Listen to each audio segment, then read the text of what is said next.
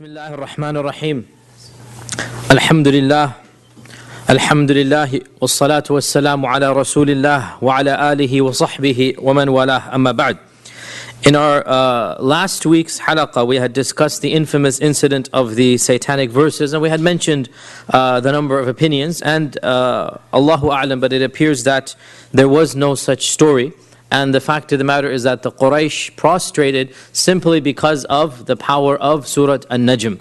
And this rumor, as we said, led to the Muslims to return back from Abyssinia.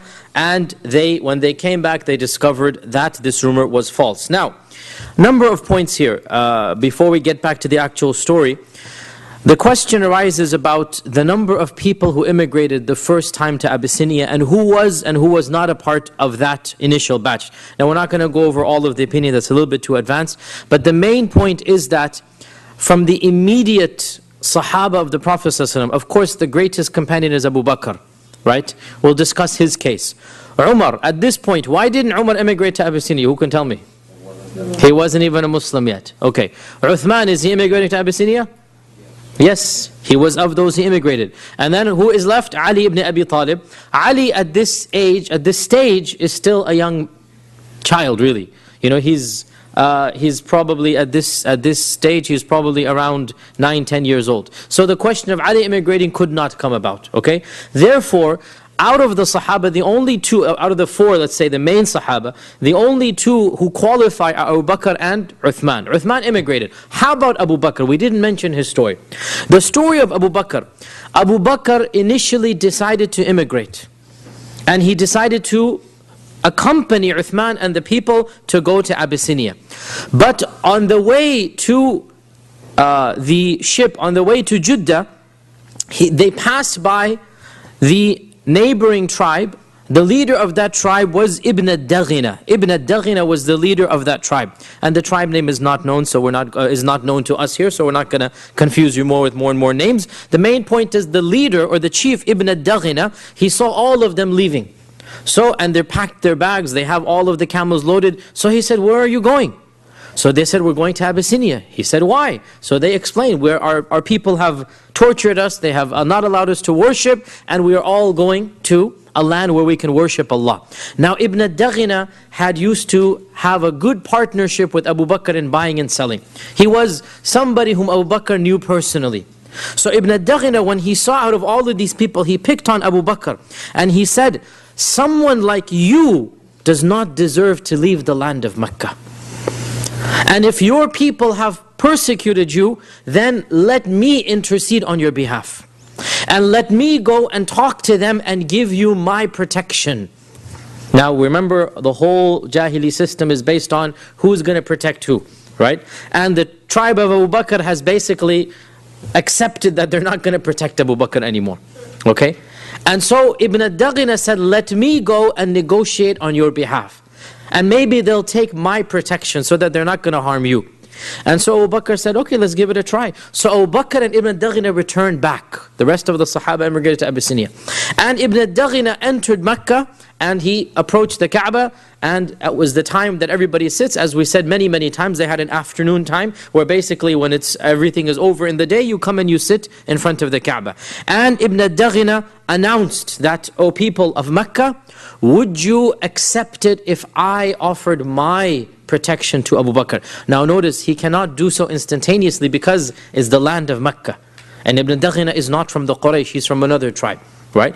And so it's like a neighboring country saying, this is our citizen, can he live amongst you? And he has our rights. It's as if he's my tribe member. So this is an adoption, if you like, right? So Ibn Daghina said, I'll adopt Abu Bakr, let him live amongst your own people. Like basically, imagine America going to Canada, the Canadian government saying to America that, okay, look, forget his American citizenship, pretend he's a Canadian, right? That's basically what's happening here. That Ibn Daghina is saying that, let me offer my protection to Abu Bakr, but then he needs the permission of the Quraysh. Are you going to accept?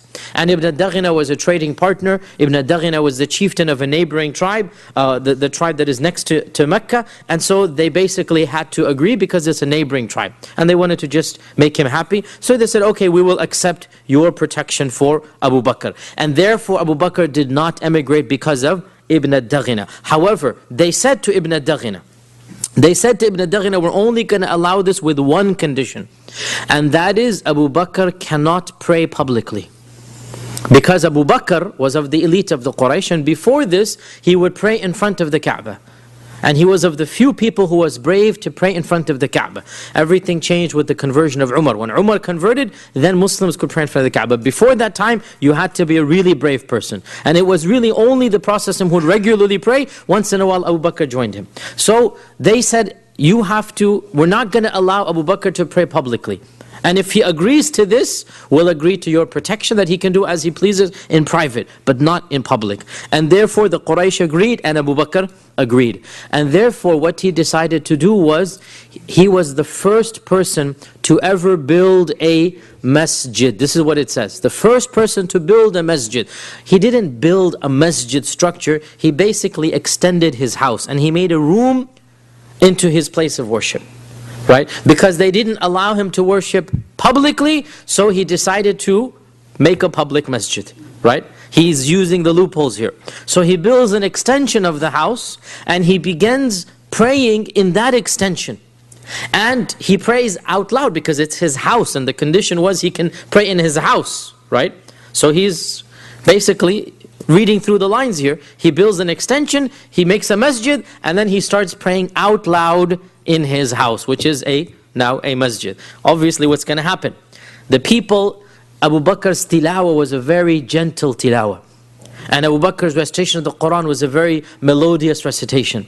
And Ibn Ishaq says, the women and the children would gather around in amazement listening to Abu Bakr's recitation, because it was a beautiful recitation. And his own daughter Aisha tells us that Abu Bakr kana rajulan bakka'an. He was a man who very easily began to cry.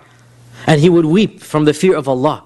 And so when he recited the Quran, he would cry and he would beg Allah for forgiveness. So it's a very emotional recitation. So the people began to gather around his house every time he's praying. You know, it's a small city, it's a quiet time at night. You're reading Fajr or Maghrib or Isha or Tahajjud. Anybody walking by can hear you. You know, it's dead silent. It's not like the city. You know, it's like the houses are far, far away. It's a small, you know how it used to be in those days. Many of you might remember from back home, still houses are small, narrow alleyways. So Abu Bakr's recitation is going 5 blocks, let's say, right? Because that's what a block is for them. You know, each houses are there. So people began gathering outside of his house. Now technically the condition was he could read in his house. And that's what he did. But this got to a point where they sent a messenger to Ibn Daghina. And they said, we have to take back our condition. He cannot even pray in his house. SubhanAllah. We have to take back our condition. He cannot even pray in his house. You have to tell him to stop praying even in his house. So Ibn Daghina came to Mecca. When the messenger came, Ibn Daghina came to Mecca, and he said to Abu Bakr that, "Oh Abu Bakr, I have no choice except to ask you to stop praying even, or allow me out of this protection, because I can't give you that type of protection." Right? You have one of two choices, that you either stop praying, or I can't protect you anymore. Obviously, I don't need to tell you which one Abu Bakr chose, right? So he said, I throw back your protection to you, and I accept the protection of Allah. I throw back your protection to you, that you're free now, you have done your job, you did it now, you couldn't stand up basically, because Ibn Daghina didn't fight at all, he just basically agreed. And in one sense we understand, because it's not his territory, it's not his, and he's really going out of his way to help Abu Bakr. So Abu Bakr said, okay, thanks but no thanks. Take your protection back, and I trust in the protection of Allah. And after this, he was in Mecca without any protection other than the protection of Allah. And that is why I told the story 2 weeks ago, that when Abu Bakr came to protect the Prophet, they almost beat him to death. And nobody lifted a finger, because he was not under anybody's protection. Right? Remember, I told you the story 2 weeks ago, that somebody came and tried to choke the Prophet. Abu Bakr came and pulled it out and said, أَتَقْتُلُونَ رَجُلًا أَنْ يَقُولَ رَبِّيَ اللَّهِ. Are you going to kill a person just because he said Allah is my Lord? And they began beating him until he was the equivalent of hospitalized. He was immobilized for more than a week, and he could not move in his house because of the severity of beating. How could they get away with this even though Abu Bakr was Qurashi? Because his own sub-tribe had basically withdrawn, and Ibn Daghina had withdrawn. So now he is a homeless person, and he's living at his own risk, and he continued to live at his own risk until the Prophet ﷺ emigrated to Medina. Now we already mentioned that around 14, some say 15, some say 16, some say 17, between 14 to 17 people emigrated. Allahu Alam, the strongest opinion would be 12 men and 5 women. So that's a total of 17. 12 men and 5 women. So we talked about the fact they heard the rumor, they came back. As they're coming back, they're eagerly asking, have the people of Mecca accepted? Have the people of Mecca accepted? They're waiting for a caravan to get the news before they get to Mecca. The first caravan they meet, they ask. And the people of the caravan said, you have heard false. This is not the case. The people of Mecca are as they were, and the new religion is being persecuted. And so this jolted them. This was a big shock for them. So much so that some of them said, let's just go back. Before entering Mecca, let's just go back. Now can you imagine, put yourself in their shoes. Mecca is right in front of you, right? This is your homeland, your relatives, your possession, everything is there. Literally, you're just one step away. And now, debate occurs, should we go back or not? Until obviously, emotionally, psychologically, they said, look, we're so close, let's just go back and see what the situation is like, right? Life would have been very tough. As we said, imagine a different culture, a different language. They don't speak Abyssinian. It's a whole different land, whole different environment. It's much worse than we can imagine. And I forgot to mention one point when I mentioned this issue, that subhanAllah, one of the punishments of Islamic law, which is no longer practiced pretty much anywhere in the world because the world has changed. And this shows us sometimes change is permissible. One of the punishments of Islamic law for certain crimes is called at-taghrib. At-taghrib means leave your land and go somewhere else. If you're from, let's say, the Hijaz, go live in the Najd. If you're from the Najd, go live in Syria or someplace, right? One of the punishments for certain types of petty crimes, right? That you're not going to be whipped, you're not going to be jailed, just go live somewhere else for a year. That was a punishment. Wallahi, in our times, that's not a punishment, it's sightseeing, right? This is a vacation. You're telling me to go for a year, it's a vacation, okay. So look at how times have changed, that to leave your society, to leave your land, was a type of punishment. And so the Sahaba had to self-inflict this punishment when they went to Abyssinia. When they come back, they decided, okay, let's just go see what is happening in Mecca. Now, when they left Mecca, they had basically, again I'm speaking in modern equivalent, they had cancelled their passports. They had renegated from their tribe, because that's the whole point now. So when they go back in, they cannot just expect the same protection. So each one of them has to find new protection. Each one of them has to find a new sponsor. Like, what's going to be my entry visa to get into Mecca? And we have some stories about what happened here. Uthman ibn Mad'un. Uthman ibn Mad'un, one of the famous Sahaba, and he has a lot of stories in the Seerah, and he died an early death in one of the battles of Shaheed. Uthman ibn Mad'un reached out to Al-Walid ibn al-Mughira, the same one who is the famous poet, because he had a friendship with him. And Al-Walid ibn al-Mughira agreed. And so Al-Walid marched with him, and they publicly announced, this is how they enacted treaties, they publicly announced, Al-Walid said, I have given my protection to Uthman ibn Mad'un. And so Uthman remained completely protected. Walid is one of the most powerful men in Mecca. We already said Allah revealed verses in the Quran. This is the father of who? Khalid ibn al-Walid. This is the father of Khalid, right? This is the one whom Allah reveals Surah Muddathir. ذَرْنِي وَمَنْ خَلَقْتُ وَحِيدًا وَجَعَلْتُ لَهُ مَالًا مَمْدُودًا وَبَنِينَ شُهُودًا. All of this Allah is talking about. This is Al-Walid. The one who فَكَّرَ وَقَدَّرَ. He thought, what am I going to say about the Prophet ﷺ? And then he said, this is a strange type of magic. This is Al-Walid, one of the most powerful men, rivaling Abu Jahl. So Al-Walid gave protection to Uthman. And because this is Walid, Uthman, not a hair on his head was touched. Now, Ibn Ishaq says, when Uthman would go back and forth in the city, and he would see the Muslims being persecuted, and he would see that he himself was untouched, his guilt began to get the better of him, even though he's not doing anything wrong. And he said, how come they are suffering and I am in safety? How come they are suffering and I am in safety? So one day he went to Al-Walid ibn al-Mughira, and he said that, oh my uncle, Walid is a senior man, elder man, oh my uncle, please take your protection back. Rudda alayya jiwarak. Your jiwar is called the protection. Just take back your jiwar. So Al-Walid said, my nephew, what has happened? Has anybody harmed you? Have I not done my service? I mean, is anything, why do you want to return it? It's a very obviously big thing.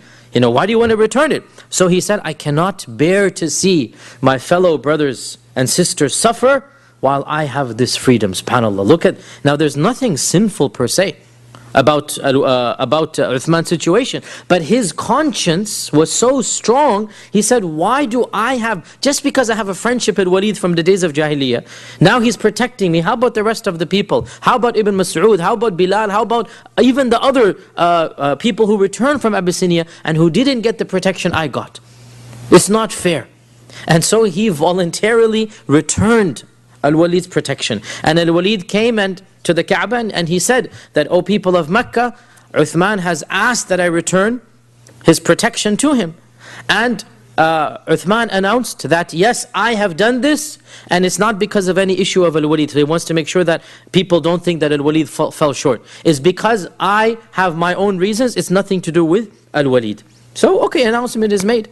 And they're not going to just jump and attack on him. I mean, okay, the announcement is made. Now he comes walking back, and he passes by a very famous poet who was visiting Mecca at the time. One of the most famous poets, so much so he is of the mu'allaqat, or he is of the poets who has written the most famous poetry in pre-Islam. And he is one of those poets who eventually accepted Islam. Eventually, right now he's not a Muslim. He's one of the few of the mighty poets, if you like, who eventually accepted Islam. His name is Labid. His name is Labid. And he passed by, and Labid was sitting on the majlis, and all the people of Quraysh were surrounded. The poetry, this is their entertainment, right? So Labid is reciting poetry. And Labid was not from the Quraysh, he was a visitor. They had invited him for their festival. So Labid is reciting poetry, and so he begins to listen. Labid says, and he recites a line of poetry, أَلَا كُلُّ شَيْءٍ مَا خَلَى اللَّهَ بَاطِلُ. Now, pause here, footnote. The Prophet ﷺ said, the most truthful statement that any poet has ever said is this statement of Al-Walid. أَلَا كُلِّ شَيْءٍ مَا خَلَى اللَّهَ بَاطِلُ. The Prophet said, he quoted this. One of the few lines of poetry the Prophet ﷺ actually quoted. He hardly quoted poetry. But this is one of the lines he quoted. In fact, it's half a line, half a stanza. And so what does it mean? It means, verily, everything other than Allah is useless. أَلَا كُلُّ شَيْءٍ مَا خَلَى اللَّهَ بَاطِلُ. Right? So he said this line. And so he's very impressed, meaning Uthman. Eventually Labid accepted Islam, but right now he's a mushrik. So obviously you're happy. He's very impressed. And he said, Sadaqta, you have spoken the truth. Everything besides Allah is useless. The only thing that's worthy to concentrate on and to make an ultimate goal is Allah. Everything besides Allah is just useless. And then he said, وَكُلُّ نَعِيمٍ, and every single blessing, لَا مَحَالَةَ زَائِلُ, without any doubt it will disappear. Every enjoyment will disappear. Now, Uthman's heart had gone so high that what a beautiful line of poetry. Then he said something that he didn't agree with. So he said, كَذَبْتَ, you have just lied, because Jannah will never disappear. Right? This is, the line of poetry is that everything besides Allah is useless. And every pleasure, there is no doubt about it, will come to an end. And here Uthman said, no, you're lying. The pleasures of Jannah will never come to an end.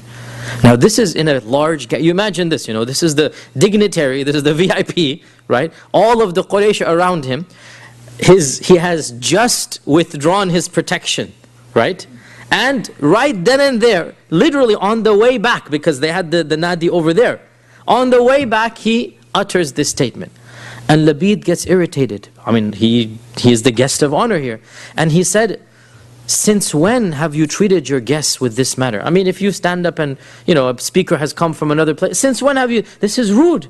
I am your guest, you've invited me to recite my poetry, and now he doesn't know what's going on, obviously. Labid doesn't know that Uthman is a Muslim, and he doesn't understand all of this, right? So he considers Uthman a heckler in the audience, right? You understand this, right? And so he says to the Quraysh, since when has this become your custom that you heckle your visitors?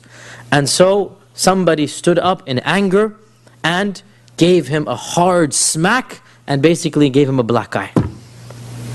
And his left eye became completely swollen. And he went home, and when Al-Walid heard, Al-Walid came rushing to his house and said, my nephew, why did you get rid of my protection? I mean, I could have, it's foolishness. Come back with me, I'll give it back to you. I mean, you see what's happening here. And so Uthman responds that, no, this is not a problem at all. Verily, and this is a classic line of Uthman, he said, verily, my other eye is now in need of the blessings that this eye has gotten. My other eye is jealous now. It needs to get the same thing as this eye. And he refused to get back under the protection of Al-Walid. And this shows us that, subhanAllah, I mean, some of the Sahaba did get that protection. Some of them remained in it, right? And this shows us people are at different levels. And there's nothing wrong with those who remained, but some of them did not feel comfortable, and so they returned their protection. Of those who kept the protection is Abu Salama. Of course, Abu Salama is the husband of Salama. Abu Salama is going to die shortly, and the Prophet is going to marry Salama, right? So this is that Abu Salama. So Abu Salama returned back, because Abu Salama and Salama migrated first, and then they migrated again, as we're going to talk about. There were two migrations to Abyssinia, as we're going to talk about. So Abu Salama comes back. Abu Salama is actually a cousin of the Prophet ﷺ. But he's a cousin from his mother's side, not the father's side. So Abu Salama is not Banu Hashim. Abu Salama is actually Banu Makhzum. Banu Makhzum is Abu Jahl. Right? Abu Salama is from the tribe of Abu Jahl. But his mother is the aunt of the Prophet ﷺ, i.e. Abdullah's sister. Right? You guys following? Abdullah's sister is Abu Salama's mother. So Abu Salama doesn't want to reach out to Abu Jahl. I mean, come on, Abu Jahl's not going to give me protection. So who can he reach out to? His uncle from his mother's side. Who is? Abu Talib. Abu Talib, right? Abu Talib is his mother's brother. So he sends a message to Abu Talib that, look, can you basically sponsor me? Can you get me into your tribe? Basically protection. So Abu Talib said, of course, yes. Now, what do you think Abu Jahl is going to do when he hears that somebody else has taken one of his tribe members? Who do you think you are? So, a delegation comes from Banu Makhzum to the house of Abu Talib again. You're interfering in our politics. This is our guy, right? Who do you think you are to offer him protection? Because it's a matter of honor, it's a matter of snubbing their nose, basically, right? And so Abu Jahl and others, they get angry at Abu Talib. And Abu Talib said, well, if I'm going to give protection to one nephew, meaning the Prophet Muhammad ﷺ, why can't I give protection to the other nephew? Meaning Abu Salama. I mean, if I'm going to protect one, why can't I protect the other? And so they were not going to budge, and they surrounded his house, and an argument broke out. And then Allah brought about a solution from a source we would never expect. Abu Lahab. Abu Lahab stood up and he said, have you not irritated this old man enough? I mean, Abu Talib is a senior figure. He's an elderly person.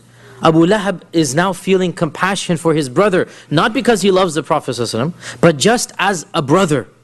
Because after all, they are brothers, And so he stood up and he said, have you not irritated this old man enough? Let him be, utrukuhu. Come on, let him be. How much are you going to pester this guy? Let him be. For wallahi, if you're going to continue, then I'm going to have to force my side. I'm going to choose him. This is Abu Lahab speaking, right? And he's not speaking out of a love for Islam. He's speaking out of his love for his tribe and the protection of his chieftain, right? And as we said, that type of love is not going to help you in Islam. Even Abu Talib loved the Prophet ﷺ, but not a religious love. It was a love of uncle. It was a love of a fatherly figure. It was a love of a fellow Hashemite. But it was not a religious love that we have for our Messenger ﷺ. He didn't have that religious love. He had a paternal love. And that love is not going to necessarily save you from the punishment of Allah subhanahu wa ta'ala, even though it helped a little bit for Abu Talib's case. So Abu Lahab stood up and defended against Abu Jahl. Can you imagine? It's an amazing scene here, right? And Allah subhanahu wa ta'ala chooses whomever He chooses to help this religion. Somebody like Abu Lahab, there have been more than one time where he's done small things that have brought some benefit to Islam, even though he didn't do it for the sake of Islam. And our Prophet ﷺ said in Medina many years later, he said, verily, Allah can help this religion from a kafir, from a pagan. Allah can help, Allah will help, sorry, is a better translation. Inna Allah la yu'ayyidu hadha ad-din. Allah sometimes helps this religion from a person who's not even a believer of it. And these types of incidents, they demonstrate the truth of what the Prophet ﷺ said. So the point being that the situation in Mecca remained status quo. It didn't change at all. And the Quraysh continued to persecute the Muslims. And so the initial batch that had immigrated from Abyssinia came together and decided, what do we do now? And the bulk of them said, let's go back. It was a mistake to come back. Now let us go back. But in the meantime, they had stayed in Mecca 2-3 weeks. And the news spread amongst all of the Muslims about how good life was in Abyssinia, at least in terms of physical harm. Yes, it was difficult culturally and language and climate, but not hostile. And in the end of the day, if you're living, as we said, the two best blessings that Allah gives, الَّذِي أَطْعَمَهُم مِّن جُوعٍ وَآمَنَهُم مِّن خَوْفٍ, right? These are the biggest blessings that Allah gives after Iman. And they had that in Abyssinia. They had food and they had safety. These are the best blessings. And so when they heard this, a large percentage of Muslims, we don't know how many Muslims were in Mecca at the time, there were no census, but it is probably correct to say that at least 30-40% of the Muslims of Mecca, if not 50%, decided to immigrate. Now that's a huge number, right? Yani half of your people are now leaving. Half of the Muslims are leaving. It's a huge number. And so, it is as if, and this is my opinion and Allah knows best, the wisdom why Allah allowed these early Muslims to come back only to return was so that the bulk of the Muslims, or a large group of Muslims, would then be convinced to travel to Abyssinia. Because as we all know, the number one way to be convinced is what? Word of mouth. It's the number one way to actually be convinced. My friend told me, right? That's the number one way. And there was no other way that so many Muslims would have emigrated to Abyssinia. No way. Unless Allah allowed the very Muslims who benefited to come back, tell the people status quo, and then people were convinced. And so, for the second emigration, more than 80 Muslims emigrated. That's more than quadruple the number that went the first time. More than 80 Muslims migrated, and this time they were headed by Ja'far ibn Abi Talib, the direct, obviously, cousin of the Prophet sallallahu alaihi wasallam. Now, please note though, of that initial batch of 17, not all of them returned in the 80. 17 went and came back. Some of those decided to remain. The most famous person who remained, Uthman ibn Affan. Uthman ibn Affan decided to remain, and he then immigrated to Medina. He participated in Badr and Uhud and all of the rest of the battles. So Uthman ibn Affan did not go back the second time, right? Of course, Abu Salama, Salama went back, and Abu Salama then passed away over there. Other Sahaba that did not go back, it is said that Mus'ab ibn Umair, the famous Mus'ab ibn Umair, who was the first to immigrate to Medina, right, the first person who the Prophet sent to Medina, because his own parents had tortured him the worst torture, his own mother and father. So the Prophet first sent him to Abyssinia. Then when he came back, he decided that he wanted to stay with the Prophet. So he stayed with the Prophet, but then within 3 years, before the immigration that he himself did, the Prophet, he sent Mus'ab. As soon as the first batch of Muslims accepted Islam, the Prophet said to Mus'ab, go to Medina and you can live there. So Mus'ab also did not return to Abyssinia. Other Sahaba as well, some of them returned, some of them didn't. Now, when over 80 people, and Mecca at this time probably had only a few hundred people in it, right? So 80 people in Mecca represents more than 15%, 20% of the people of Mecca. It's a percentage of the city. Remember, Mecca is not a thriving metropolis. It is composed of, and I said this way back in the beginning, when we say tribe, don't think 1,000 people. Think more like 10. Look at the Banu Hashim. There were 10 brothers. Right? There were 10 brothers, the descendants of Abdul Muttalib. That's all they were, 10 brothers. So don't think of like massive, no, these are small sub-tribes, and there's only 6 or 7 sub-tribes of the Quraysh. So you do the math. Again, we don't have census records, but there were for sure, there were not more than 1,000 people in Mecca, for sure. And that's if there were 1,000, most likely there were even 600, 500. Out of that, 80 are migrating. I mean, that's like more than 10% of your population, right? And it's a big embarrassment that your own people are leaving. This is unprecedented in all of Arabia. You never have your own tribesmen migrate out of your tribe. It's a huge embarrassment. And this is the Quraysh, the one that is the strongest tribe, the most elite, the most protective, the custodians of the Haram. And now they have 10-15% of their own tribes people emigrate. This is a shame. And they cannot bear this. And so when they immigrated to Abyssinia, now the Quraysh decided, we cannot allow this immigration, we need to stop it. We need to stop it. So what did they do? They decided to send 2 people to Abyssinia and appeal directly to the Najashi. Najashi is the title of the person who rules Abyssinia. Like Caesar is the title of the ruler of Rome, like Pharaoh is the title of the ruler of Egypt. This is not the name. Najashi is not his name. And in fact, his name was Ashuma. His name was Ashuma.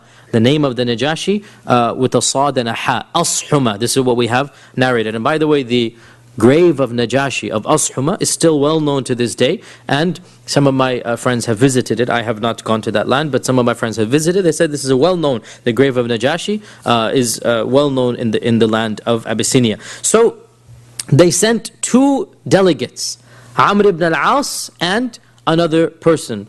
Scholars have differed who that second person was. Amr ibn al-As, for those of you who know who he is, you know who he is. Those who don't know who he was a very intelligent and shrewd politician. And when he accepted Islam, he retained that know-how of how to rule. And he became Muawiyah's main advisor, Amr ibn al-As. And of course he's a companion, so we say nothing but good about him. But at this stage he's not a Muslim, obviously. And he was a very cunning person at this stage. Later on, Iman came, and so alhamdulillah, he accepted Islam. And as a Sahabi, we say nothing but good of him, but he had that mind of a politician. And he had that blood in him, he had that prestige of being a ruler in him. This is Amr ibn al-As here. So Amr ibn al-As was sent by the Quraysh because they know who he is. And they sent one more person with him. So they traveled all the way to Abyssinia. Now, Salama, who was to become our mother, Salama has left us many reports about life in Abyssinia and about the details. And alhamdulillah, we thank Allah for this because she's the main reporter of the events of Abyssinia. And Salama narrated, and this is in Sahih Bukhari, Salama narrated, when we landed in Abyssinia, this is the second hijrah, when we landed in Abyssinia, we were treated very hospitably by the Negus. He granted us security in our religion. He allowed us to worship Allah without persecution or any hindrance. In fact, we did not even hear one ridicule against us by the people. You know that when you're a minority in a majority, usually there's racial slurs, usually there's, look at what's happening in America now, right? You know, these people are taking our jobs, they're this, they're that, you know what's happening, you know, it's a common thing. So Salama is saying that we didn't even hear one word spoken against us. But then the Quraysh heard of our status, that we have izzah. And so they plotted against us, and they decided to send 2 strong men. By strong she meant people who would do their job, not physically strong. That 2 strong men. And they gave them precious gifts. They loaded them with gifts. What were the gifts of Mecca? Primarily leather skins. Mecca was known for a special type of camel leather, which was obviously, I mean, you're not going to get that type of leather in Abyssinia. And so Mecca was very well known for exporting. The main export of Mecca was that type of leather. The main export of Medina always was dates. So they sent all of these luxurious camel skins and many other gifts, and the 2 dignitaries, emissaries, arrived in Abyssinia. The first thing that they did was they went to all of the viziers, the ministers of Najashi, and they gave each of them expensive gifts and leather. Basically bribed them. They gave each of them expensive gifts and leather. And they said to them that we have in your midst a group of renegades and rebels. And we will speak to the Najashi tomorrow about their case, and we want you to hand them back to us and support us in this cause. So basically this is open bribery. Okay, this is open bribery. And so make sure that you help us out in this regard. When we give the Negus his gifts, remember our gifts to you, because they're going to bribe the Negus tomorrow. And subhanAllah, look at the hatred really of the Quraysh here, that they can't even bear to see the Muslims live in a foreign land. It affects them that they have so much freedom. So the next day they approached the Negus and they said, some foolish youth from amongst our nation have emigrated to your country. They have left our religion and they have not embraced your religion. They've invented a new religion. They have left our religion and they have neither embraced your religion nor any of the other religions that we are aware of. And the leaders of our community have sent us to you in order that you hand these young foolish people back to us so that we can deal with them, because we are more knowledgeable of their faults than anybody else. And so they presented the Negus with lots of fine gifts and incense, and they presented him with all of these leather goods. And subhanAllah, this is the reality of, in our times we call this lobbying basically, right? In our times we call this lobbying, that you go and you give politicians money. And when you give them money for their campaigns, for their funds, and this is perfectly legal in this land, as you know. It's perfectly legal. In fact, that's the way the system works, right? And subhanAllah, just as a comment here, it's not directly related to the seerah, it's a comment here. SubhanAllah, our religion is so perfect that our Prophet ﷺ, before all of this modern system came about, our Prophet ﷺ strictly forbade what we now call lobbying. Strictly, with the most harshest words. You're not allowed to give a public servant money. You're not allowed to. In our religion, I'm talking about in an Islamic state, we're not allowed to give the employees of the state any money at all. Their money comes from the treasury, from the state, because they're employees. They have no right to get any money from you, because that is going to sway them from their job, right? This is basically the essence of bribery. And subhanAllah, in this land, this is not called bribery, it's called lobbying. It's completely legit. Even though, and this is the irony here, if you pay them money directly to their pocket, this is bribery. But if you pay to their campaign, this is, or you pay something else, this is lobbying. And they just have their ways around it. You all know the famous hadith of the Prophet that he appointed somebody to go collect zakat, right? And the zakat collector came back and he said, all of this is for you, and I was given a gift of something small. This is my gift, right? This is my lobbying I got. The Prophet ﷺ became so enraged that he stood up and he called the people to come to the masjid, and he gave a khutbah in the middle of the day, not on Friday. He gave a khutbah about this. And he said, what is wrong with some of you? He didn't mention the person because he never did that. What is wrong with some of you that we appoint him to do a job and we pay his salary, and then he comes back and he says, this is for you and this gift is for me. And then the Prophet said something that is very, very blunt, but it shows how angry he was. Why didn't this man sit in his mother's house and see if a gift would then come to him? This is wallahi the essence of Islamic political science. Why didn't he sit in his house and then see if somebody would give him a gift, right? You have no right for the public's money. You're getting paid to do your job, do it. You're not getting paid to take the people's gifts and take a cut from them, right? But subhanAllah, the way that other systems work, it's a completely different system, and that's why money talks in this part of the world. And that's why if you have money, you will be able to get things passed, even at the highest levels of political power. And if you don't have money, even if the truth is on your side, and so the Quraysh know this tactic very well, and they're basically greasing the hands of Najashi and all of the people there. Now notice here, they are frightening the Najashi by religious differences, political differences, social differences, and perhaps even some scholars say economic bribery and differences. Religious differences, the Najashi and his followers are all Christian. So they come and they say, these guys are religious fanatics. They're neither our religion nor yours, they're a cult. Social differences, they say they have broken away from the elders. They're a bunch of youngsters. They're just dismissing them. Economic differences, well, perhaps not differences, but they're attempting to bribe. And some scholars try to say that, and Allah knows how true this is, that there was also insinuation that the economic treaties between Abyssinia and Mecca would be weakened. And Allah knows how true this is. Political as well, that these are a group of strangers. We don't know what's going to happen. We can control them, send them back to us. And every government in power is scared of unknowns. Every government is scared of unknowns. And so they're trying to frighten Najashi religiously, socially, politically, culturally. These guys are all weirdos. And to this day, that's the common tactic. That these people, we don't know what they are and who they are. So when they finished their petition, the vizier stood up. They've been bribed.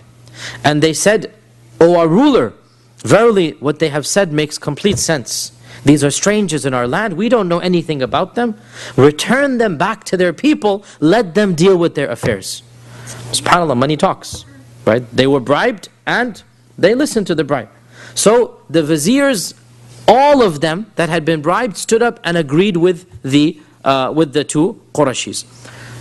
Najashi said, "No, by Allah, I cannot just hand them back after they have chosen my land." Now remember, when they entered Abyssinia, even though the books don't mention this, but it must have happened, they must have sent a petition to Najashi asking permission to live. Because there's no other way you can live in that land. And Najashi must have granted that petition, even though the books of Seerah don't explicitly write it out, but it's understood. There's no other way. So Najashi is aware what's happening, that there's a group here from Mecca. So he said, "These people have chosen me over all the other lands they could have chosen. And they ask for my protection. The least that I can do is to listen to their side of the story." SubhanAllah, look, he's a king. He doesn't need to listen to 80 people, right? But what did the Prophet say? Malikun adil. Didn't he say that? He's a just king. And a just king will listen to both sides and decide what is right and wrong. Did not decide what is in his power or what is in his benefit. So he said, "I will not return them back until I listen to them." He didn't say, "I'm not going to return them back." He said, "Let me see what they have to say. And then we'll make up our minds." I can't just, and subhanAllah, look at this. I mean, this is way before we have modern law. Najashi has common sense. That you have to listen to both sides of the story. And so, Najashi says that we need to listen to their side. And this shows us how true the Prophet ﷺ was when he said he is a just king. And it also shows us that when Allah is on your side, Allah will plot and plan no matter what the others plot and plan. وَمَكَرُوا وَمَكَرَ اللَّهُ وَاللَّهُ خَيْرُ الْمَاكِرِينَ. So the Negus sent a messenger. Najashi sent a messenger to Ja'far ibn Abi Talib. And he said, "Come all of you to the palace tomorrow and explain to us why your people are opposed to you." Now, they had never seen the Najashi. Najashi is the king, right? They had never had any direct contact with him. Now they're being told, the emperor himself wants to meet you. Come to the palace, all of you. And so they became frightened, which is only natural. And they said, "What are we going to say? What are we going to tell him?" And so Ja'far said, "We will only say what our Prophet ﷺ told us to say, and we're not going to change the truth no matter what happens. I.e., we'll speak the truth." And it shows that when Muslims stand up for the truth, Allah subhanahu wa ta'ala will protect them and stand up for them. So when they arrived at the palace, they found the Negus surrounded by his advisors, by his, the Arabic word is batariqa, and batariqa actually has a Latin original, which was then made into English, which is patriarch. The word patriarch is from batariqa, it's the same thing. So the patriarchs are basically the senior figures of the religion. Right, they are the ministers. So he was surrounded by the viziers and the patriarchs. This is an official meeting. All the congressmen and senators are present, if you like. They all come to the palace. And you have Amr ibn al-As and you have his companion on one side, and you have Ja'far ibn Abi Talib and the delegation of the Muslims on the other side. Now Amr ibn al-As entered first, and him and his companion, as was the custom of the Najashi, they prostrated in front of him. Because as with most emperors, even the Roman emperor, the Persian emperor, the Abyssinian emperor, people always prostrated in front of the king. This was the common practice of all kings of the time. And I mean, these people are pagans. If they're prostrating to rocks and stones, prostrating to a living being makes more sense than prostrating to rocks and stones. They don't mind, who cares? It's all the same to them. So they prostrated in front of Najashi. Ja'far ibn Abi Talib entered. And he walked in erect, firm. And he did not lower his head 1 inch. The minister said, "How dare you walk in without prostrating to the Najashi?" And subhanallah, this was at a time where their life hangs in the balance. Their future in Abyssinia hangs in the balance. But they have a principle. And that principle is, we cannot worship other than Allah, and we cannot bow our heads to other than Allah. This is not issue of compromise here. We can't change that. And they're coming at a state of weakness. This is not a state of strength, right? But they're not going to compromise their iman. And so Ja'far says, our Prophet ﷺ has told us that we can only prostrate to our Lord. This is our religion. We can only prostrate to our Lord. And so Najashi says, and obviously all of this is through a translator because they couldn't speak Abyssinian and he could not speak Arabic. Najashi says, "Tell me, what is this religion of yours that you have now invented? Now you're showing me this religion by not prostrating. What is this new religion that you have invented? And what is the matter that you have forsaken the religion of your people and you haven't embraced my religion, nor have you embraced the other religions on earth?" Right? If you had become Christian, we understand. If you become Jew, there are people that are Jews. But how about this new religion? What is it? And so Ja'far gave that eloquent response that all of you have read and have heard so many times. It is wallahi the pinnacle of eloquence, and it shows us why the Prophet ﷺ chose Ja'far to be the leader. Because to be a leader, you need to have a personality. And you need to have eloquence. Without this, you really cannot be a leader. And Ja'far had both, and that's why Ja'far marches in firm. He's not going to bow his head down. Had it been others, maybe they would have collapsed under the pressure. Not Ja'far. And when he was sincere to his faith, that sincerity automatically brings about respect. And you know, the fact of the matter, brothers and sisters, when you stand up for what you believe, even if your opponent doesn't agree with you, they will, in some sense, even if they hate your guts, they must respect you for being firm to your principles. This is just a fact of human life. It doesn't matter whether they agree or disagree. They could hate you more for being so stubborn. But one part of them will respect.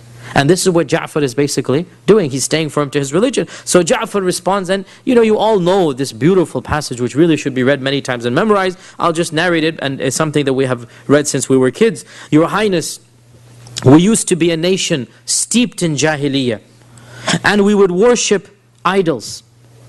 And we would eat this dead meat. If an animal dies, we'll eat it. Now, of course, the people of Abyssinia are Christians, right? And they have some sense of ethics and morality. And they have some civilization. They have structure, they have buildings, they have society, they have morals. Makkah, as we said over and over again, really and truly was just completely backward. And it's something many Muslims doesn't click for them. Uneducated, backward people, they have no clue what is civilization. So Ja'far is trying to explain, we were basically, we're living in Jahiliyyah. That's exactly the word he uses. We were living in Jahiliyyah. And we used to perform fahisha. We didn't have a sense of right and wrong. Fahisha means sexual immorality. We didn't have laws, we just go do zina. It's not something we had ethics to do. And we would break the ties of kinship and treat our neighbors in contempt. The strong amongst us would eat up and devour the weak. It was all about who was the stronger one.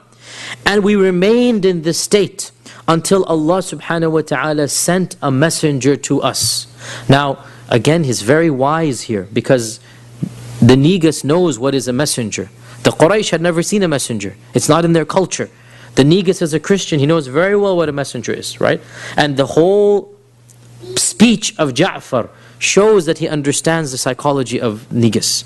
And he shows how to give da'wah. So he says, Allah sent us a messenger. This messenger was known to us. He's from our community. We know his house and his lineage. And we know his truthfulness. And he never spoke one lie in his life. And he invited us to believe in one God alone. This is the religion of Christianity and Judaism, monotheism. And to leave idol worship. And he told us to abandon the ways of our forefathers and to leave the worship of stones and statues.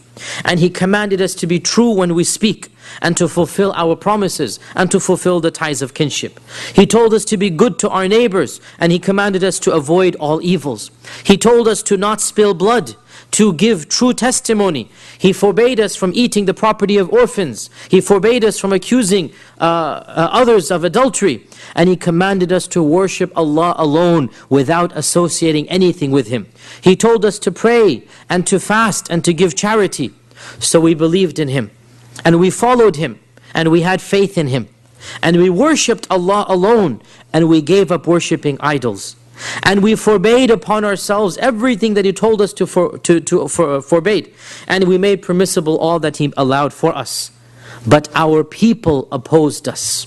And they showed hatred towards us. And they tortured us. And they punished us. And they tried to force us back into idol worship. And they were unjust to us. And they made life miserable. And they prevented us from being who we were.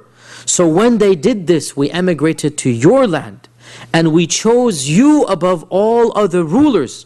And we wish to come under your generosity and hospitality. And we put our trust in you that we would not be shown injustice in your land, O exalted highness.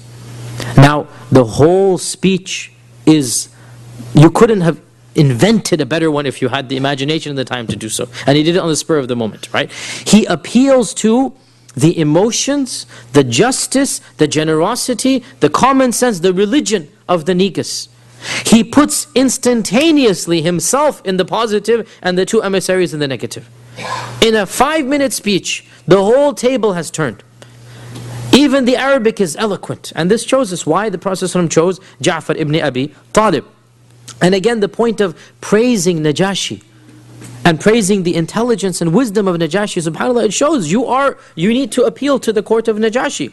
And so this speech swayed Najashi, and it moved him. And he said to the Muslims, do you have any revelation that this Prophet says he has? Do you have any speech that he says that Allah gave to him? So Ja'far said, yes, I do. And so he said, recite it for me. And so Ja'far ibn Abi Talib recited the beginning few pages of Surah Maryam. And even in this, of course, I mean, it's obvious, the choice here. Could have chosen 1,000,000 surahs. Well, I'm not 1,000,000, but you get my point. Could have chosen so many surahs.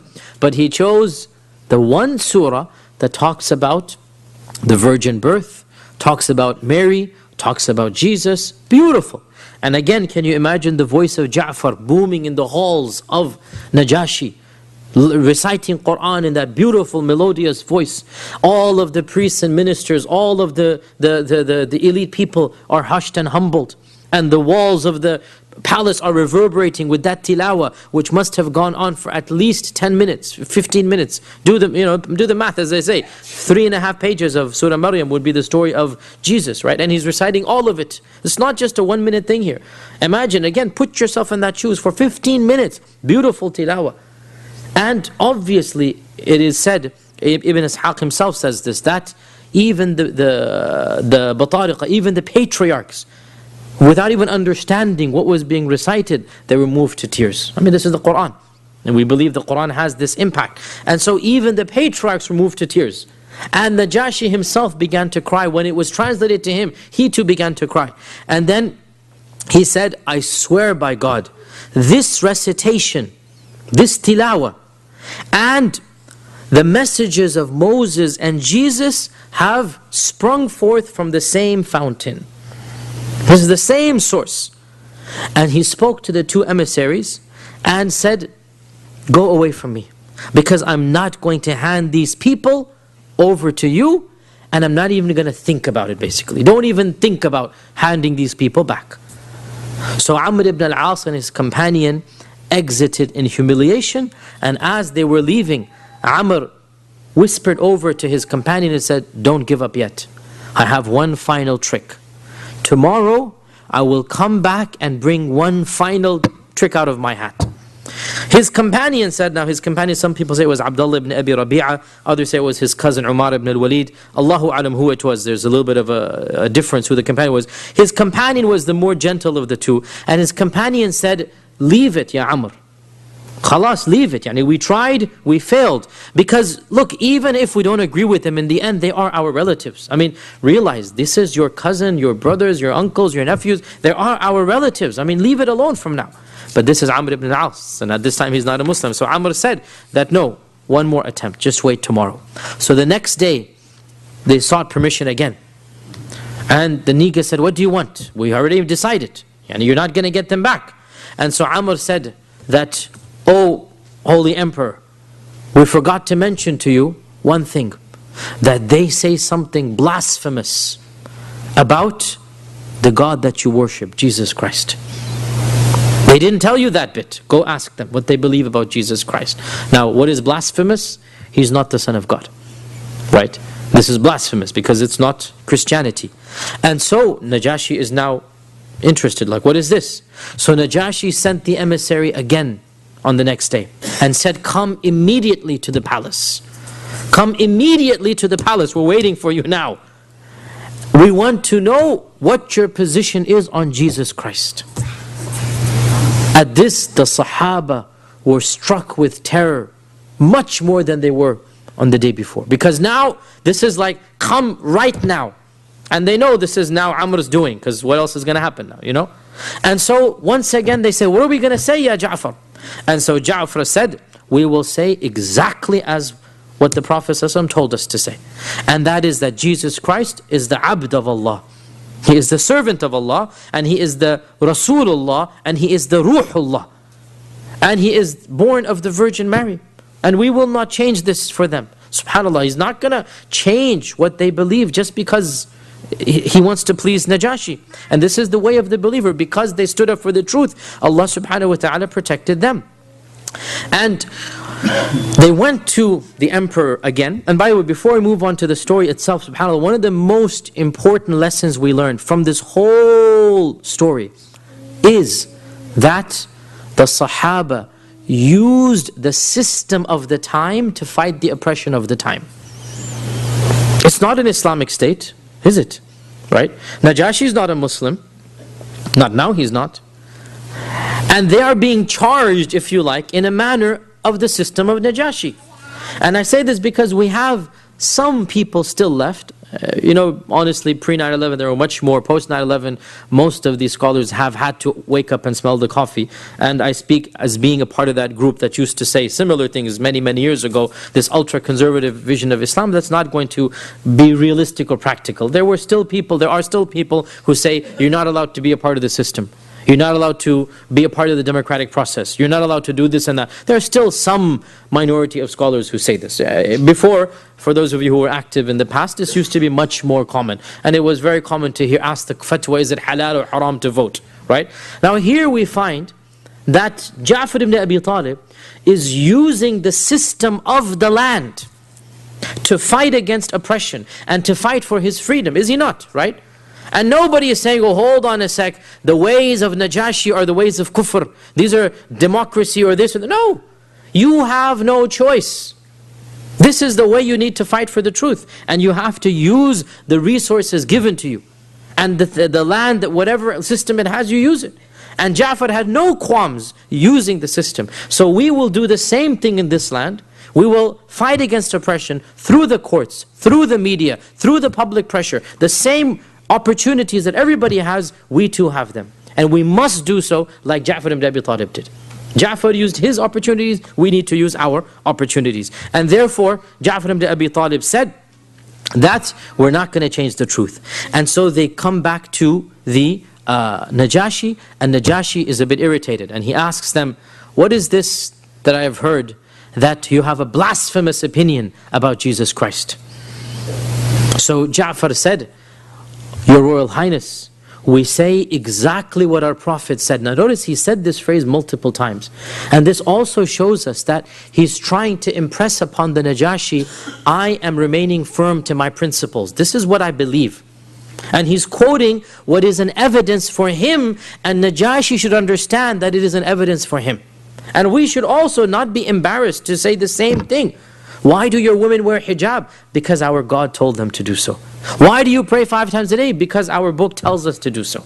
This is an evidence that even if you don't agree with the book, you must understand this is a legitimate evidence for us. Correct? Right? There's nothing wrong with, and in fact it's a watertight evidence in its own way, and I've spoken about this in other lectures that I've given. The best evidence that we can give to any non-Muslim is to say, because the Lord that I believe in, who created me, told me to do this, and that's why I do it. It's a watertight argument. You cannot attack this argument. You have to go back and say, well, I don't believe in that God. And that's the point. We say, yes, you don't. We do. It's a different religion. So the point being, he says, our Prophet told us that Jesus Christ is the Abd and the Rasul, the Abdullah and Rasulullah and Kalimatullah that he gave to Maryam. Al-Batul al-Adhra, the virgin, the innocent, the chaste Maryam. And that he was a righteous prophet. Now, he stopped there. Notice, and this is a key point as well, that what he said was absolutely true. But he didn't go and be on the offensive and say, and we say that the Trinity is blasphemous, and we say that saying that Jesus Christ, the Son of God, is insulting, even though that's what the Quran says, right? But he didn't get there because, look, you don't need to go to that level yet. He's not hiding the truth, but he's telling it in a wise manner. And we do have some who really don't understand how to give da'wah. That, look, right now you just need to establish your credentials. He's not lying. Everything he says is positive, but he just stops before he gets to the point of saying, what you guys believe is blasphemous in our religion. There's no need to say that. Right? He says what he believes, and Najashi gets the point. You don't think he's the Son of God, basically, because he doesn't say that. And even in this is wisdom. That, and I've said this many times before, we're never allowed to lie. But there's also a manner of speaking, and an audience in which we speak in, and a methodology and a wording. And Ja'far uses the appropriate wording. And so, when Ja'far said the truth, now it comes out, and we can read into the lines here, that the Negus was not in fact a believer in the Trinity. And he didn't believe that Jesus Christ is the Son of God. And in this he resembled Heraclius, his contemporary and colleague, the Emperor of Rome. In that, once upon a time politicians were educated. Those were fairy tales of the past. They no longer exist in our times. You know, we must believe that once upon a time politicians used to be smart people. That was a time long gone. So politicians actually were intellectuals. And both the Najashi and Heraclius believed in versions of Christianity that their own priests did not believe.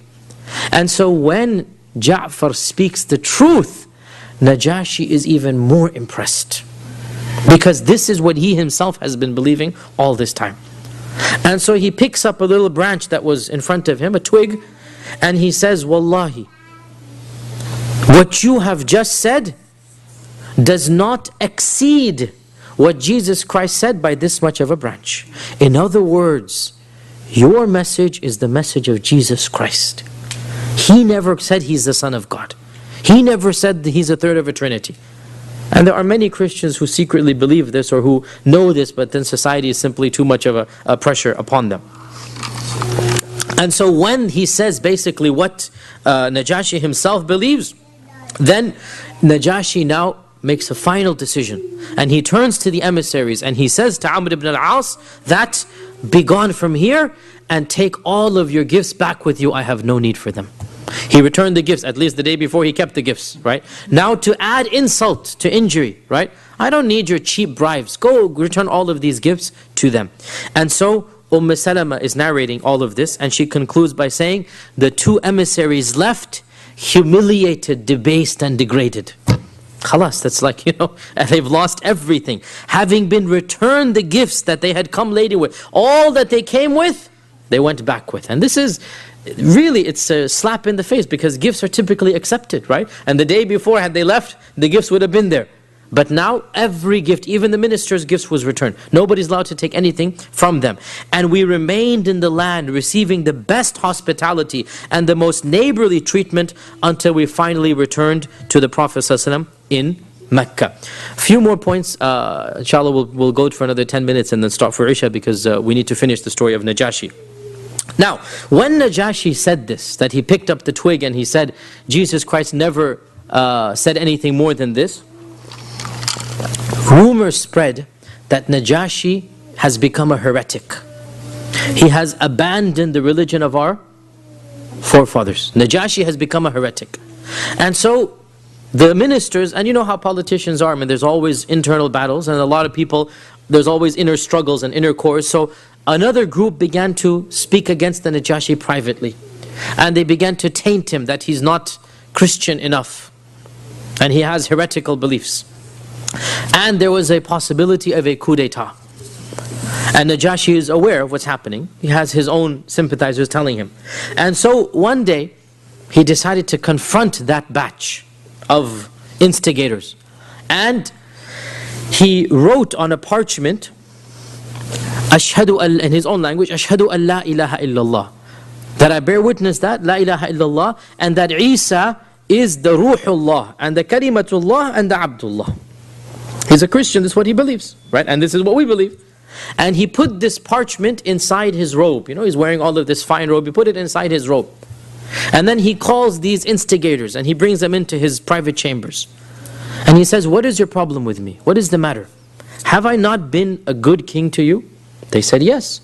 Have I not been a just ruler? They said, yes. Have I not improved the situation, this economically, whatever? And overall, everybody loved Najashi. Overall, he was one of the better kings. They said, yes. So he said, what is your problem with me? Come out with it. Tell me, what is your problem? And he knows because of his own sympathizers. So they finally come out and they say, you have abandoned our religion. And you have heretical beliefs. So he asked them, what do you say? What do you believe? And so they say, we believe that Jesus Christ is the Son of God, He's our Lord, He's our Savior, He's the third of the Trinity. It's basically Christianity. And so Najashi said, and I swear by Allah that this, and he pointed to the piece of paper which was on his heart, that this is exactly what I believe. And he left it at that. Now this is, of course, tawriyah, complete double meaning. Completely, he said something which is true, right? But the way they understood it is completely different, right? I swear by Allah, this is what I believe. And by this, he means what is in the parchment that is next to my heart, right? And so when he swore by Allah that this is what they believe, that he believes, the Christians were satisfied. Because of course, what he had said before was, I agree with you, O Muslims, that Jesus Christ is not the Son of God, basically, right? And so when he said this, that internal struggle stopped. It is mentioned that before he had this meeting, he sent a messenger, secret messenger to the Muslims. And he said to them that I am having issues and problems, and it is possible that I will be killed soon. So this was a major issue, right? And if you hear news of my death, I have instructed one of my ships to be at such and such a place. As soon as you hear that I have been killed, go to that place, that ship will be yours with its captain. Go wherever you please. But he actually won the battle, and so that plan was not needed. But look at how much iman he had, and look at where he has thinking about the Muslims. And Al-Bayhaqi narrates in his Sunan, in his Dala'il al-Nubuwah, that the Prophet ﷺ eventually wrote him a letter when he emigrated to Medina. The Prophet ﷺ wrote Najashi a letter, and he invited him to Islam. And Najashi wrote back to the Prophet ﷺ saying that, I am a Muslim, and I believe in you, and I believe in all that you say, and if you command me, Ya Rasulullah, I will come right now to Medina and serve you. If you command me, I will come right now to Medina and serve you. So Najashi publicly, well not publicly, privately to the Prophet ﷺ said that he is a Muslim. And there's only, I have tried to look as much as I can in the stories of the Seerah, for the stories of Abyssinia, because the Muslims lived there for more than 10 years. For more than 10 years the Muslims were in Abyssinia. In fact, for 12 years they were in Abyssinia. And unfortunately we don't have very many stories. There's one more story mentioned about the Muslims of Abyssinia, and that is a story that involves a pretender to the throne. Not an internal struggle within the palace. No, another force, another Abyssinian royal family was struggling with the Najashi and trying to seek power in the land. And matters began to get bigger and bigger. and it was all heading towards a civil war. And Salama narrates that we began to be scared that Najashi would be defeated and an enemy, our enemy or somebody else would be installed in his place. And we didn't know what to do. And we began making dua to Allah subhanahu wa ta'ala to help Najashi win and remain in power. And the situation finally reached the level that there was a civil war. There was a battle between the two sides. And so we had a meeting in which we said, what are we going to do? And so we said, who is going to find out what happens at the battle so that we hear before somebody else comes and tells us, right? In other words, let one of us go and spy on the battle, see who wins, and then if the other side wins, we need to get out of here, right? So Zubayr ibn al-Awwam, another cousin of the Prophet ﷺ, volunteered. And Zubayr is a strong man. And so he said, I volunteer. He packed his stuff, he took some food and stuff, and he went. The battle was taking place, the books say, on the banks of the river Nile. The Nile goes all the way down into Abyssinia. As you know, it's not just in Egypt, it keeps on going all the way down into Africa. And so the battle was on the banks of the Nile. So Zubayr ibn al-Awwam camped on one side as far away as he could, and he waited to see who would win the battle. And Salama said, in the meantime, we were praying to Allah the most serious prayer, that, oh Allah, allow the Najashi to remain in power and give him tamkeen fil ard, give him authority in the earth. And Zubayr ibn Awam came back in a few days with a great smile on his face, and he said, Abshiru, rejoice that indeed Najashi has won the battle, and so he will remain in power. And this shows us as well that, of course in this era it's black and white. Najashi is a secret Muslim, the Muslims know this, Najashi will support them. But one important point here, Najashi and his contemporary were not fighting over Islam. This was not a jihad being fought. This was pure politics. Pure politics. And the Muslims sided with one over the other, emotionally. Right? Now they couldn't get involved in any other way because they're not citizens of the land. This is not their war to be fought. Right? This is not their battle. Let's extrapolate to 2011, soon to be 2012. There's nothing wrong when there's two parties in the land, one of whom is more sympathetic to Muslims, that you want that sympathetic party to win. And had the Abyssinian Muslims been in a position to help Najashi, do you think they would have not helped him? Right? Of course they would. And again, when you read the seerah, thinking about the modern world changes your whole perspective. It's a matter of survival. This is not just the American way, it is the Islamic way. That when you have an opportunity to defend your rights, to defend your freedoms, you must do so. Whether it's through the media, whether it's through campaigning, whether it's through public awareness, whatever it might be. But there is a party that is sympathetic to your needs. In this case, it's the Najashi. In our cases, we'll talk case by case basis, right? But for sure, one of the two parties in our era, they're like leapfrogs. Which one is going to be more Islamophobic? Every one of them says every Muslim must be, profiled in the airport. One of them running for president said this, as you know. Every Muslim should be profiled. All of them are racist against non-white people, as you know this. Even the one who's not white himself said that he wants a fence that's going to electrocute every single Mexican that dares to cross the border. This is down insanity, sheer stupidity. It is. Everybody knows this. Everybody's making fun of this. Do you know how much it's going to cost to build a fence to... Anyway, I'm going into my tangent here. But my point being, it shows how, bringing to reality what is wrong. In fact, it is Islamic that you want a party that will be more sympathetic to you and your rights as a Muslim, right? That you make dua to Allah, that you facilitate the affairs. And more than dua, the Muslims of Abyssinia could not do anything more than dua because they're not citizens, right? They are foreigners, they're on visa status. It's not their battle to be fought. What if they were citizens? What would they do? Would they just sit on their backs and do nothing? No. Salama said, we were never as terrified as we were when we heard that the Najashi might lose. So they are desperate to get their freedom. Well, we are in similar, not that similar, but nonetheless, we have some types of similarities here. The final point, inshallah, and then we will conclude, that Najashi eventually died a number of years later, and the Prophet ﷺ, came out one day in Medina, and he said, Jibreel has come and informed me that a pious brother of yours has died in a neighboring land. Before anybody could come and tell him, 2 weeks journey, instantaneously, on that very minute, the Prophet ﷺ was informed that Najashi has died. And he commanded the Sahaba to come and pray the one and only prayer that was ever prayed in the life of the Prophet ﷺ, Salat al-Janaza al-Ghaib. The only time ever in the history of Islam that the Prophet ﷺ prayed over somebody without a body being present. It's called Salat al-Janaza al-Ghaib. Never before or after except over Najashi. And I've written a long article on this. You can Google it online, or I can send you the link, or maybe you can send it here, about the fiqh of praying Salat al-Janazah over Ghaib. When should it be prayed? The four madhabs all have different opinions. The question arises, why did the Prophet ﷺ only pray over Najashi?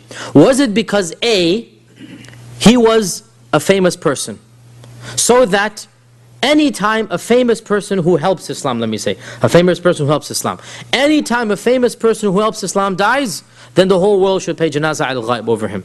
Or was it because B, nobody in Abyssinia prayed Janazah over him because he was a secret Muslim? And so because nobody prayed over him in Abyssinia, the Prophet ﷺ prayed over him in Medina. Based on this ikhtilaf, the four madhabs had their own opinions, and even within the four you have more. And this, I have written an article about this, you can find it online. In my humble opinion, the reason is because nobody else prayed over him, and that is because many famous Sahaba died in the lifetime of the Prophet ﷺ, and he didn't pray, and they died in either in battles or in other places, and he didn't pray Janazah over them. And therefore this shows, and Allah knows best, that we pray Janazah, Salat al-Ghaib, over people whose Janazah was not prayed over. But if somebody has prayed Janazah over somebody, then it doesn't make sense to pray Salat al-Janazah Ghaib. Nonetheless, this is a fiqh issue, nothing to do with Seerah. I'm just saying as a point of interest. Inshallah, we have gone slightly over our time. We'll take some questions next week, inshallah ta'ala. Just remember them and write them down. And there's an announcement to make, and inshallah I will see you all next week, inshallah, as well. So, go ahead. Yes? Can you just give a little bit about the 10th of Muharram and the fasting and all that, just around the corner? Very pertinent question. We're already running late. Inshallah, we'll do a short salah as well then. This is, of course, the month of Muharram, and it is the year 1433. And the month of Muharram is a very special month. It is a month that the Prophet ﷺ has said, it is the only month that the Prophet ﷺ has called it the month of Allah. The Prophet ﷺ said, Shahrullahil Muharram. Shahrullahil Muharram. There is no other month that has been ascribed to Allah. Shahrullahil Muharram. And Muharram was chosen by Umar ibn al-Khattab to be the first month of the calendar year. You all know that the calendar year was decided by Umar ibn al-Khattab in the 16th year of the Hijrah. The 16th year of the Hijrah, Abu Musa al-Ash'ari sent a letter to Umar, and he said to Umar that, "Oh Umar, Ya Amir al-Mu'minin, your letter comes to us, but we don't know when it was written and when you want us to do something by. There's no dates, i.e. So please set for us a schedule or a calendar that we can implement the commands by." And so Umar said, this is a great idea. So he called a gathering of the Sahaba, and he asked them, when should we begin our numbering system? And there were many opinions at the birth of the Prophet, at the death of the Prophet, and at the Hijrah. And Ali said it should be at the Hijrah. Ali ibn Abi Talib suggested at the Hijrah.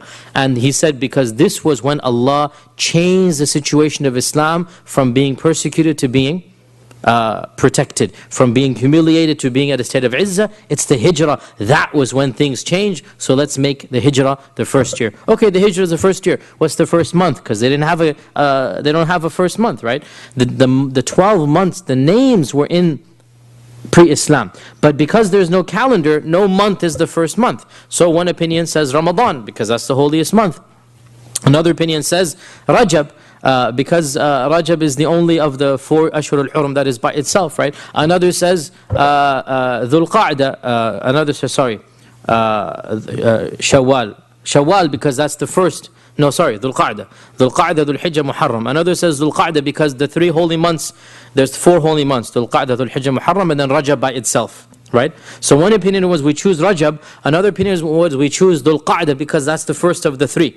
Another opinion was Dhul Hijjah because that's when the Hajj takes place, because there's lots of opinions now. Until finally, it was Umar as well who suggested, and others then agreed. Umar said, it shall be Muharram. Why? Scholars have differed, but the riwayah in my opinion is very clear. Later scholars have said because in Muharram, Nuh was saved with the ship and Musa was saved with Fir'aun. This is all valid, but that's not why Umar ibn al-Khattab chose it. He said very clearly, this is because the Hujjaj return home, and so basically a new life begins for the Hujjaj. It's a very interesting point here, right? Yani when you come back from Hajj, you turn over a new leaf, right? And so by Dhul Hijjah, when you're in Hajj, now you come home, that's when you change. So it should be when the Hujjaj return, and in those days most of the Sahaba would do Hajj, right? I mean, this is Makkah, Medina, it's not like America and Timbuktu, it's Makkah and Medina. Most of the Sahaba are going for Hajj every year. So every year should be like a new beginning, basically, right?